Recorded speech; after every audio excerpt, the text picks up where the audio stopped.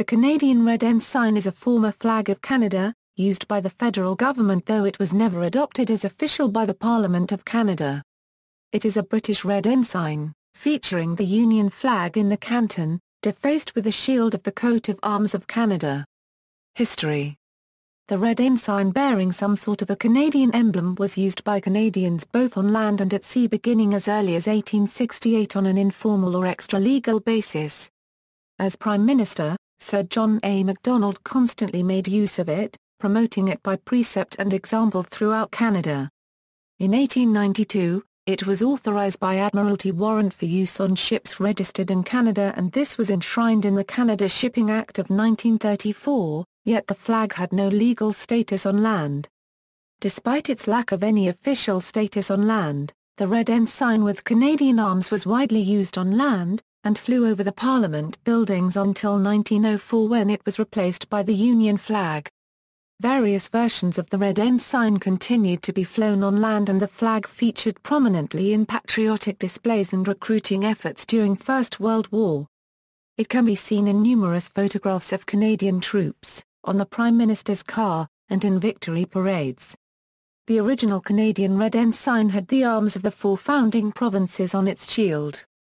However, in the late 19th and early 20th century, flag manufacturers would often supplement this design with laurel wreaths and crowns. The design was frequently placed on a white square or circle in the flag's fly. There was no standard design for the Red Ensign until the early 1920s. In 1921, the Government of Canada asked King George V to order a new coat of arms for Canada.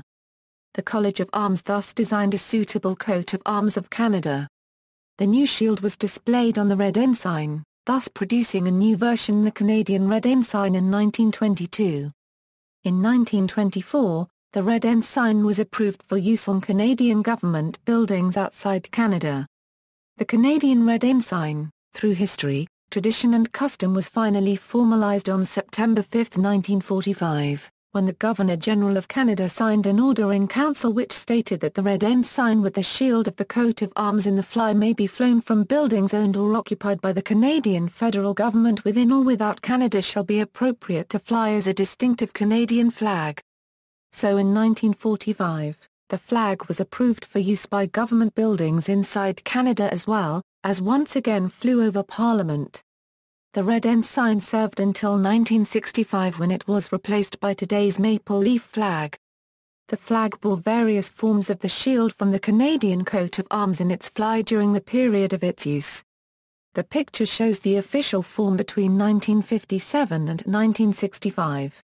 From 1921 until 1957, the Canadian Red Ensign was virtually the same, except that the leaves in the coat of arms were green, and there was a slight alteration to the Irish harp. A blue ensign, also bearing the shield of the Canadian coat of arms, was the jack flown by the Royal Canadian Navy and the ensign of other ships owned by the Canadian government until 1965. From 1865 until Canadian Confederation in 1867, the United Province of Canada could also have used a blue ensign, but there is little evidence such a flag was ever used. In O.R. Jacoby's painting of the new Parliament buildings in 1866, a Red Ensign flies from the tower of the East Block. Vimy Ridge Red Ensign, the Red Ensign carried by the 5th Canadian Infantry Battalion at the Battle of Vimy Ridge in 1917 survives to this day. The battle was the first instance in which all 4 divisions of the Canadian Expeditionary Force fought together as a cohesive formation during the First World War, and as such it is often viewed as a pivotal event in the emergence of Canadian national identity. The Red Ensign flown at Vimy Ridge in 1917 was the pre-1870 version with the arms of Canada's first 4 provinces.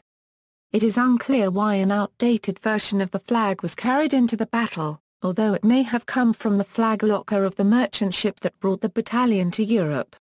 After the battle, the flag was donated to the Imperial War Museum in the United Kingdom by Lieutenant Colonel Lorne Paulette Owen Tudor of the 5th Battalion, an Englishman who had emigrated to Canada before the war. The Imperial War Museum refused requests over the years to repatriate the Vimy Ridge Red Ensign to Canada. including a request in 2000 to acquire the flag for the ceremonies surrounding the dedication of Canada's Tomb of the Unknown Soldier. David Penn, keeper of exhibits and firearms at the Imperial War Museum, called the flag our most important First World War Commonwealth artifact. Eventually, after months of negotiations involving the Royal Canadian Legion, the Imperial War Museum agreed to loan the flag to Canada to commemorate the opening of the new Canadian War Museum in Ottawa in 2005. The flag was returned to the United Kingdom in 2008. Being over 140 years old, the Vimy Ridge Red Ensign is possibly the oldest Canadian flag in existence. There is another Red Ensign in existence that was reportedly carried by Canadian troops at the Battle of Vimy Ridge, currently held by the Penticton Museum and Archives in Penticton, British Columbia. It is a simple red ensign, without a coat of arms. Variations: before the design of the Red Ensign was standardized in 1921, flag makers made the badge larger each time a new province was added to the Confederation.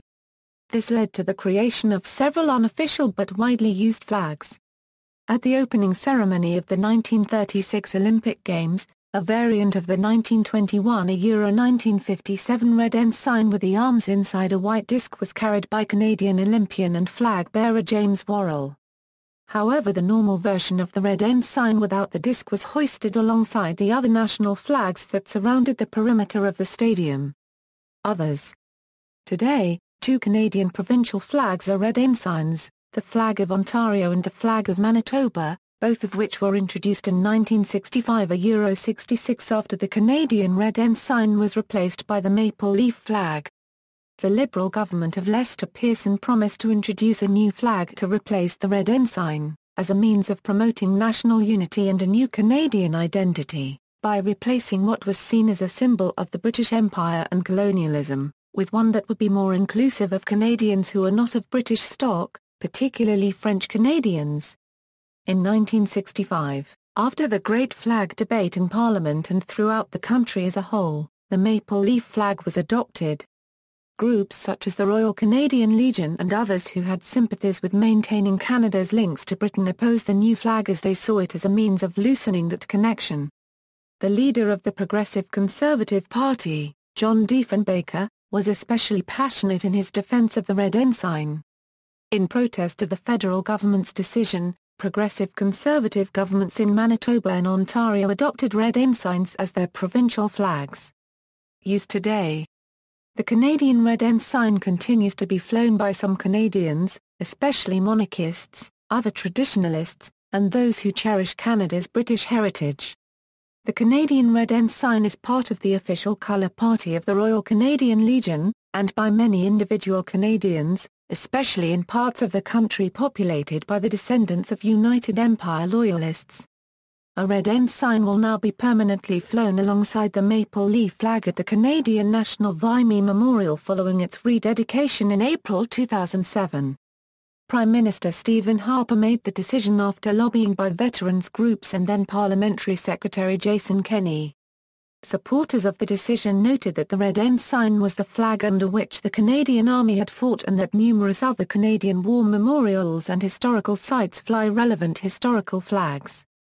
Critics, including Liberal Senators Marcel Prudhomme and Roma Copyright O'Delaire, attacked the move, saying the old flag belongs in a museum, not on a flagpole.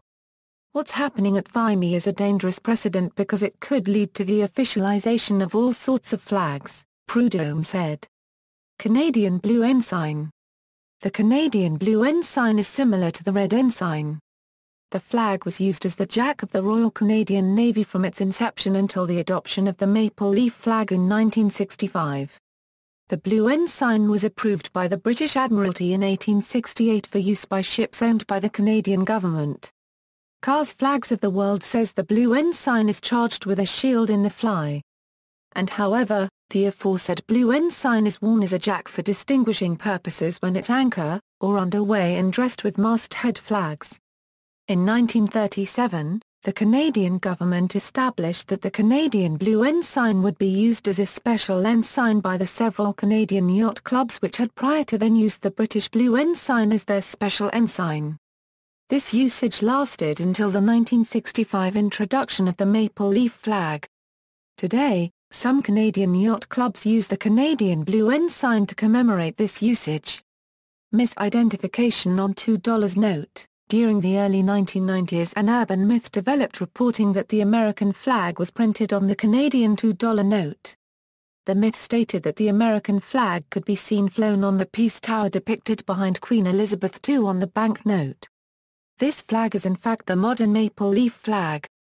However, on the contemporaneous $5, $10 and $50 notes, the Canadian Red Ensign is shown, but in such a small size that it could be confused with the U.S. flag. See also, British Ensigns, Canadian Forces Naval Jack, Notes. References. External links, Red and Blue Ensigns, Canada History including Chronology, The Flags of Canada by Alistair B. Fraser, Canada a Euro History of the Flag, Canada a Euro History of the Flag, Canada a Euro History of the Flag, Canada a Euro History of the Flag, Canada a Euro History of the Flag, Canada a Euro History of the Flag, Canada a Euro History of the Flag, Flags of the Royal Canadian Navy 1910 a Euro 1965.